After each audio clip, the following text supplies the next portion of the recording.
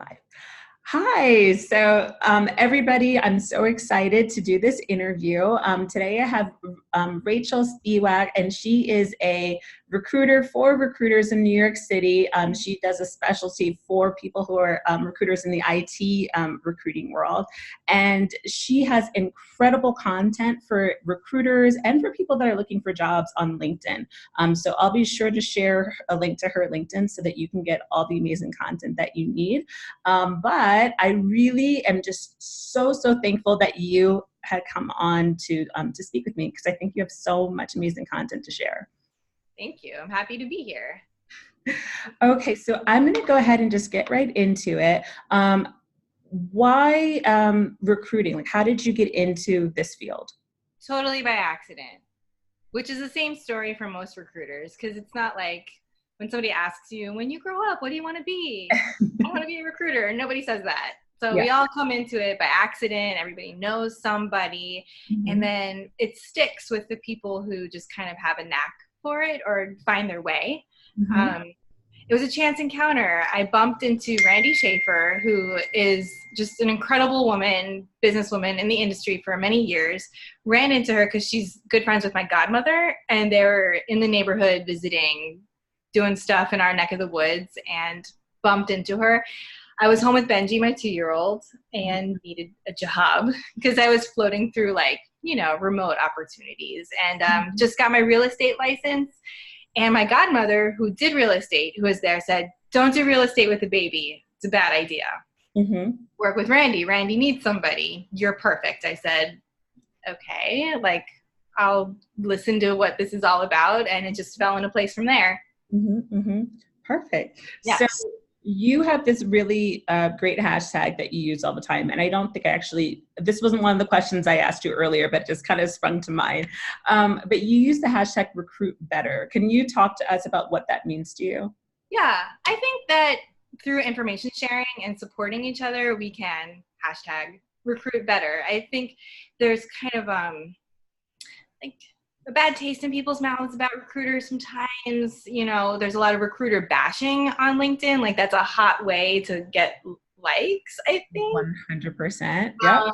And I think there's a misunderstanding because recruiters can do a lot of good for job seekers. And if everybody kind of holds up their end a little bit better, and everybody understands each other better, then this whole thing will run a lot more smoothly. Mm-hmm, mm-hmm. And we'll definitely get into some of the issues that people have with recruiters. And I think that, one of the reasons why I wanted to do this interview is because we need to have conversations where people who are looking for jobs can speak to recruiters. Recruiters can speak to people like you who are looking to make recruiting better, and hiring managers all need support too. And we just need to find a way that we can have these conversations so that it isn't all, whispering about one another. Like, let's have a conversation so that we can make hiring easier, so that we can make working better. And I think that this is a really great way to get started. But you, so with what you do, a lot of people understand that a recruiter is somebody that helps somebody find a job, but they don't really understand what the day-to-day really looks like. So can you give us a little bit behind the scenes? Like, what is a day like as a recruiter? My day is unusual. I work from home. I've never actually worked in an actual staffing firm before. So my day looks a lot different than other recruiters' days do, but a lot of the activities are the same. I'm combing through LinkedIn, I'm putting content out, I'm getting job orders, I'm talking to our clients and finding out what kind of talent they need and connecting all of those dots, which I know sounds kind of ephemeral a little bit. But there's, just a lot of relationship building is what it really boils down to on both ends, talking to the candidates that I would like to place and talking with our clients and sort of, bringing everybody together. Mm-hmm. That's great. So you have a special emphasis on IT recruiters. What about that niche really called to you? Quantity. Yeah, okay. Okay, so our clients are really, full disclosure, looking for the gamut of recruiters, but I can send an IT recruiter on multiple interviews in a day, 3 in a day even. And you have this wonderful day of interviews where you get a comparison side by side of 3 different company models, and I'm with you virtually the whole day in your pocket, phone.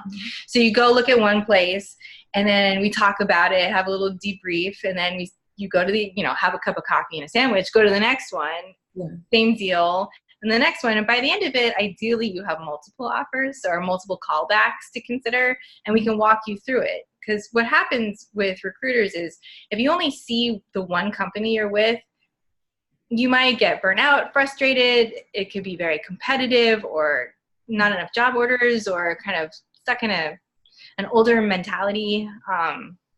Yeah. All right. And so people get burnt out easily or think they want to, go internal or leave the industry. And really you just need to change the scenery. So yeah. And so I encourage recruiters, if you're feeling burnt out on it, go see another company model and then make your decision, because it's really hard to come back at the level that you would have been at had you stayed. And that's a pain point for people. They'll say, I want to come back at this salary. I'm only coming back at this salary. Well, you've been out of it for 6 months, and it's a very fast-paced industry. So you can't always get you there. It might have been better if you looked at other environments and stayed. So IT allows me to send you to multiple, and accounting and finance too. And then, if someone comes to me with a fashion or creative or medical niche, then I have options for them too. But, just for the sake of going on a campaign right now, I'm, focusing my messaging on IT.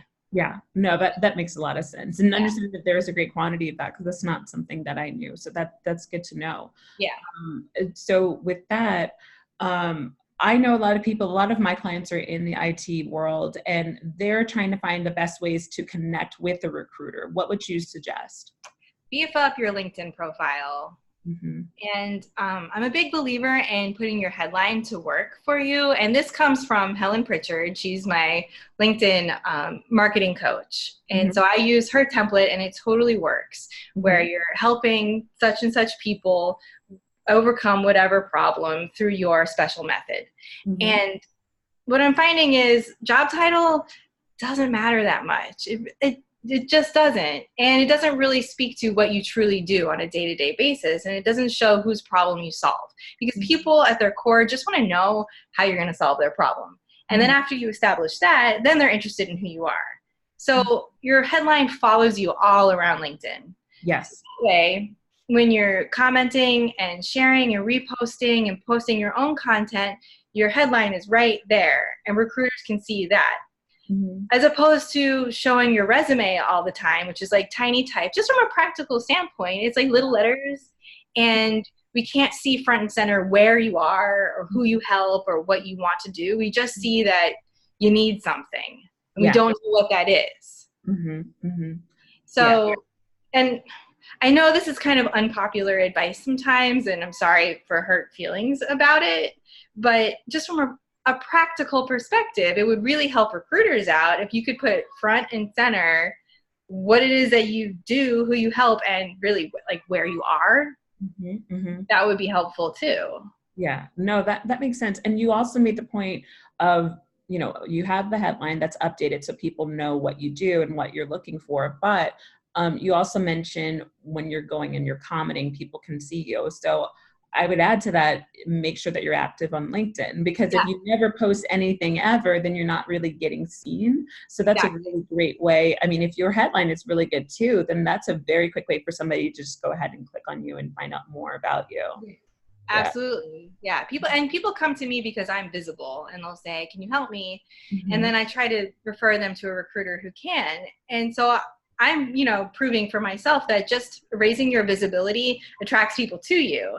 And so on the recruiter's end, they could do a lot to raise their visibility as well. And then within the world of IT, it's so broad. If they could just sort of put front and center which slice of IT they work in, if they do, which, I would I think, many, like in the Nigel Frank world, people are very focused on like the one piece of software that they recruit for, or they just do Salesforce, or they just do whatever. So in the Nigel Frank world, they're good about putting forward exactly who they can help within IT. And I think other IT recruiters could take that idea and put their particular niche in it too. And that would make things easier for candidates to find them. Definitely. And even on the other side, if you're not an IT recruiter, that same advice that Rachel just gave is super applicable to you.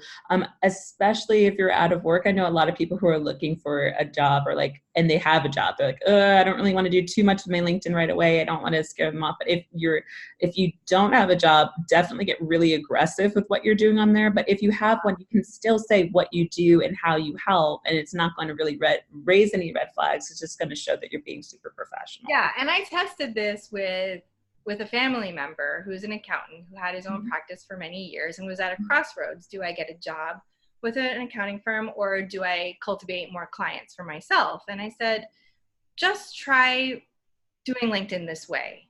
Make videos, tell stories, because stories have a psychological effect and they stick with people. Tell stories of how you untangled somebody's IRS knot, show the big juicy outcome.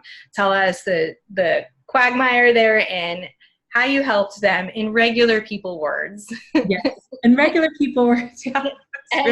And then show the outcome and tell those stories. And lo and behold, recruiters started calling, new clients came, old clients came back who said, oh, I had no idea and I hadn't thought about you in years. So it really does work, putting forth who you are, even if you're not really sure if you're looking for a job, if you're looking for clients. It works either way. And then you can gauge, well, I'm getting a lot of clients now, so I should probably just, take them on, for example. Yeah. And maybe this makes me not a great recruiter in some respects, but there's some people with marketable skills where if you just put those forward, you would get clients and you don't have to work for somebody else. Oh yeah, absolutely. I mean, even if you're doing something on the side and, you can start building up from there, being able to utilize LinkedIn like in a really smart way is a great way to start freelancing out. I completely agree. So we talked a little bit about how recruiters can have a bad rap, and I wanted to address some of those issues. So when a candidate isn't hearing about a new opportunity from a recruiter, like they've been working with them, they sent over their resume, and then they haven't heard anything in a little while, what happens then? What should the candidate, what should that recruiter do when they haven't heard from somebody? Best case scenario is, everybody stays in touch with each other and follows up appropriately, but we all know in practice that doesn't really happen, right? Mm-hmm. So sometimes no answer is an answer, unfortunately. And on my end, if I'm reaching out to a candidate who's no longer interested, I send messages up until the point that if they took a screenshot and posted it, would I be embarrassed? That's kind of like my gauge, right? For knowing like when to back off of somebody and just take the no answer for an answer. And the truth is we get very busy sometimes with fillable, orders and things that are moving and pressure from the people that we work for to get certain things done. And if something is just kind of not going anywhere for whatever reason, it can't, I hate to say it, but it can fall through the cracks. Oh, absolutely. Sure. I feel kind of bad saying it, but I'm a believer in just sort of telling the truth of how things really work, so people don't have like expectations like, the job seeking system ought to be immaculate, nothing work, like it's not a perfect world. And so why should job seeking be that one system that is like magically the one thing that works like really well? Yeah. Mm-hmm. You know what I mean? Yeah. So when that happens, because things fall through the cracks, and it happens with hiring managers. I've definitely been guilty of it when I've had interview after interview. I'm like, okay, I'll get back to you next week. And then I don't. It's something I feel really terrible about. It's never intentional. You just forget. What would you suggest somebody to do when they're like, okay, well, they said they get back to me in a few days about some more opportunities, but I haven't heard anything. Like, do I call them? Do I? Yeah, definitely follow up, like own your process. You're not at the mercy of somebody else. Mm-hmm. And if it's not going the way that you want, or you're not being treated the way that you want to be treated, you're more than welcome to work with another recruiter, or you're more than welcome to just go for it on LinkedIn and reach out to hiring managers and make it happen for yourself. I think part of the problem when people get stuck is you're expecting someone to come save you sometimes, and that's not really how. You have to save yourself. And so you have to sort of like come at it on all fronts in Yeah. order to get, to where you want to go, because you can't count on one method to be the end all be all, thing that's going to get you out of a sticky situation. Yeah, you got to be your own advocate. I think that's a really Yeah, smart way of dealing with it. I think that sometimes, especially when we really want a job and but we don't always have the confidence that we're going to find the best one. We just kind of like, all right, I'm just gonna do I sent over my resume and that's all I can do. Well, like maybe there's like one extra step. Maybe you can push a little bit further, because if you really want something, you have to put that intention behind it. I think mindset's exactly. There's so much more you can do. There's always more you can do. big. And so much of it is mindset, which is something I've been talking about a lot lately, and just presenting yourself as a person who has something to give rather than somebody who is in need. And I'm not invalidating the need. The need is extremely real. It's a survival issue, which I totally, totally understand and respect. In terms of attracting the opportunity that's going to alleviate that stress in your life, you have to like attracts like, if you're into the whole, Love attraction. law of attraction thing. That's It's me. so true. Yeah. So if you are putting out energy that just says, help me, I'm desperate, then that's what's going to unfortunately come back to you. And I get kind of in trouble when I say these things, because I guess I sound like I'm being disrespectful to people who are in a bad situation. And my point of view is, I'm dealing with recruiters all the time. So I'm seeing where their head is at. So let me tell you where their head is at. Yeah. And all you have to do is sort of tweak your messaging a little bit. It's not lying. It's not misrepresenting yourself. Everybody has something to offer. Even somebody who's been unemployed for a long time. You have a skill, probably several, experience. Put that forward. You can take your skills and your experience and say, I do this. I help these people. This is what I have to offer. These are the thoughtful questions I can ask. These are the tools I can create. And that's what will bring opportunity to you. Yeah, I completely agree. I think that just having that mindset to it is really smart. And I think that you letting people know that, I mean, I can understand if it ruffles some feathers, but it's a truth that I think people really need to hear. And with that, you touched on a little bit about people who are sharing their resumes on LinkedIn, and not just like their profile has their resume on it, and I can get into another time, but just like the attachment of their resume and it's super tiny. What would you suggest? Just not do that at all, or is it having a better format for it? Do you think that that's a smart way to share that you're looking for work? I would really have to survey people and ask, has this really worked for people? Because I don't like to say something works or doesn't work without having some kind of data to work with. I have like a social sciences background. So I don't want to say that doesn't work, because I don't know that. But what I have observed is the same people showing their resume and a lot and not seeming to get anywhere. So just sort of based on seeing that, it makes me wonder, well, maybe it's time to adjust your strategy. If it's not working for you, maybe it has worked for some people, but showing what you have to offer is it's more fun, first of all, than to look at and to produce than a text heavy document. So it's like, tell a story, like get on the video and tell us a story about something that happened at your previous role, or volunteer or education or whatever that has to do with the role that you want to have. And show it. You can even talk about a failure and how you overcame it. Talk about and put it in like real terms. If you can quantify something, that's even better. And then you can also go back and find people from your past, write them recommendations. They'll write you recommendations. You get what you give, and Yeah. share this. Like, it's okay to screenshot your recommendations and say how it made you feel, right? Okay. And that's the social proof that will show to everybody that you have something to give. Mm-hmm. Mm-hmm. That's perfect. I love that. It's a great way to go the extra mile, and I think that that's absolutely what's needed. So this is a question I got on Instagram from Double Daria. What do recruiters just absolutely hate to see? What's your biggest turnoff that you see from a job seeker? Or on the other side, what makes you really excited and interested with working with somebody? Well, it's just hard to work with somebody that doesn't fit the roles that I place for. And so sometimes it gets confusing, and I get IT people thinking that I make IT placements, but I place IT recruiters. And so Mm-hmm. unfortunately, well, I mean, I do my best to kind of refer them to somebody who can help them. So it's not that I dislike it. It's just, you try to be so clear in your messaging, and, I don't want anybody to waste their time. It'd be better for them if they went directly to somebody who could help them.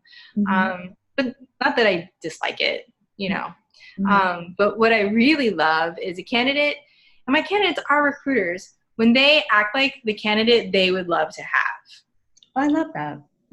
when they are their best self as a candidate. And I think it's good practice for them.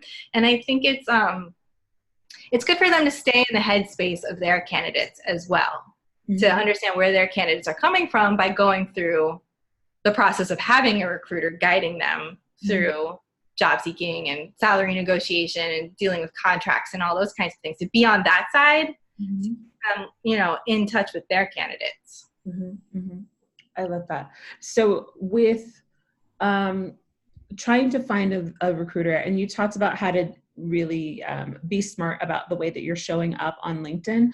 Do you think that people who are seeking out a new position, that they should start messaging recruiters, or like, how do I get there? If I don't have a huge following and I'm like trying to get more recruiters to my page, like how do I get a little bit more aggressive so that I can find a recruiter and the right fit for me? Mm-hmm. Create content, and you can hashtag staffing, hashtag recruiting, recruiter, because they check that.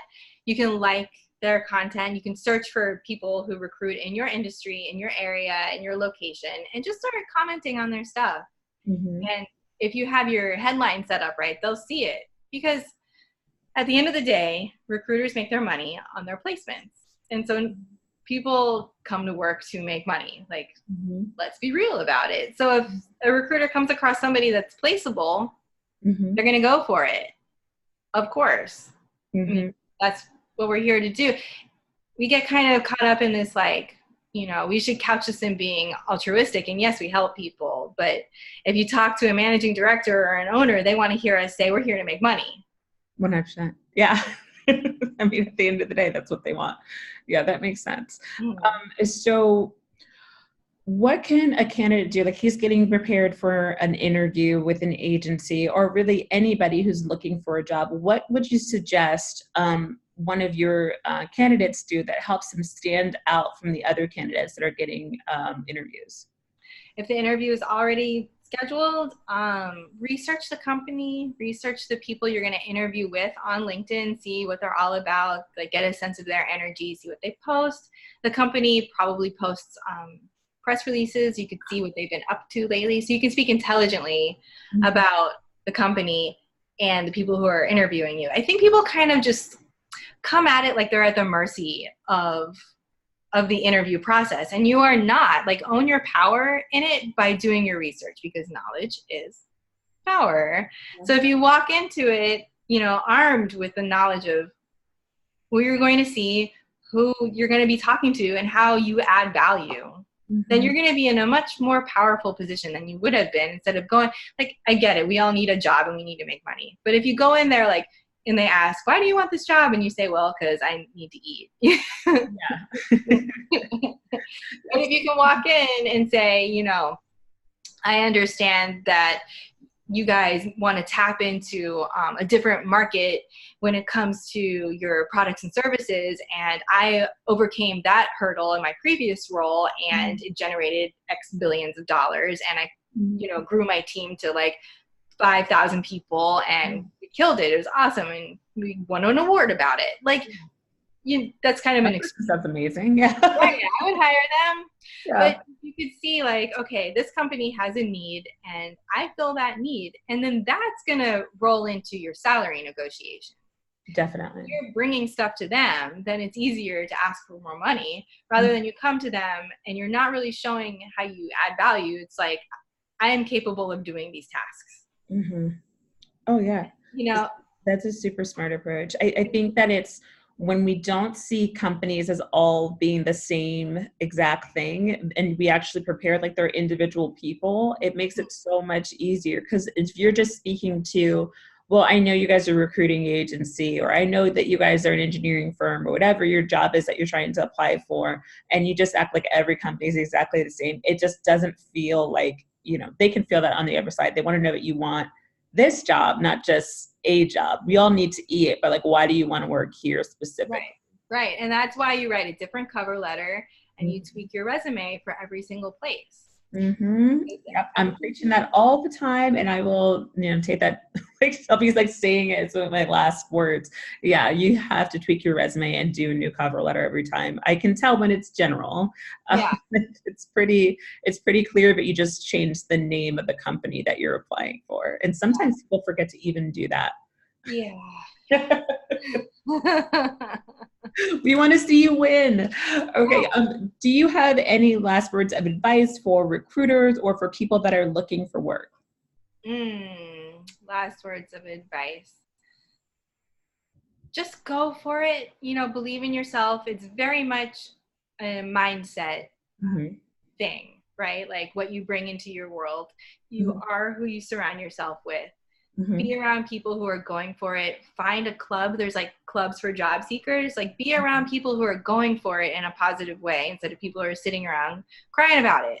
Because then you'll be sitting around crying about it. So if you want to win, be around winners, and don't see yourself as, a person who needs to be saved. Because you have skills, you have experience, put that forward. Don't put forward your lack and your need and your scarcity, because that's what's going to come back to you. And I mean this in the most supportive, loving, affirming way possible. I love it. So where can people find you? I'm on LinkedIn. Rachel Spiewak, Rachel with an extra A for awesome. Okay. And I'll be sharing a link to her LinkedIn, everyone. I'll be sharing this on all of my platforms. Thank you again, Rachel, for spending the time with talking with me. I'm really excited about anybody who gets to watch this, because I know that it's something that they can apply to their job search, or even tell a friend who's looking for work, because there's so many things that we miss. So I think that was so helpful. So thanks again. Thank you. Okay. Okay.